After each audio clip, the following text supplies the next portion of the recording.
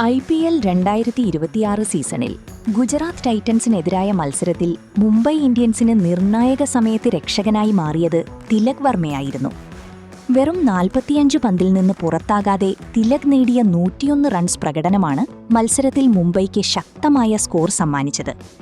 തിലകിന്റെ ഇന്നിംഗ്സിന്റെ ബലത്തിൽ 99 റൺസിന്റെ തകർപ്പൻ വിജയമാണ് മുംബൈ സ്വന്തമാക്കിയത്. അഹമ്മദാബാദിൽ നടന്ന മത്സരത്തിൽ ആദ്യം ബാറ്റ് ചെയ്ത മുംബൈക്ക് തുടക്കത്തിൽ തന്നെ വിക്കറ്റുകൾ നഷ്ടമായിരുന്നു.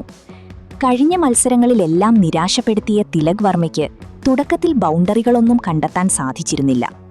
എന്നാൽ ഇന്നിംഗ്സിന്റെ അവസാന ഓവറുകളിൽ നടത്തിയ കടന്നാക്രമണത്തിന്റെ ബലത്തിൽ തിലക് 45 പന്തിൽ സെഞ്ചുറി സ്വന്തമാക്കുകയായിരുന്നു. സെഞ്ചുറിയോടെ IPLൽ ബെൻ സ്റ്റോക്സ്, ഡേവിഡ് മില്ലർ എന്നിവരുള്ള എലൈറ്റ് പട്ടികയിലും തിലക് ഇടം പിടിച്ചു. IPLൽ 5ാം സ്ഥാനത്തിറങ്ങി സെഞ്ചുറി നേടിയ താരങ്ങളുടെ പട്ടികയിലാണ് തിലക് ഇടം നേടിയത്.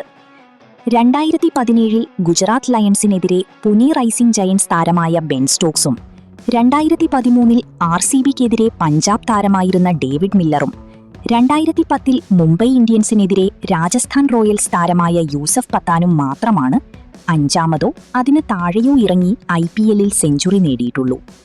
തിലക് വർമ്മയുടെ ആദ്യ IPL സെഞ്ചുറി കൂടിയാണ് ഇന്നലെ ഗുജറാത്തിനെതിരെ പിറന്നത്.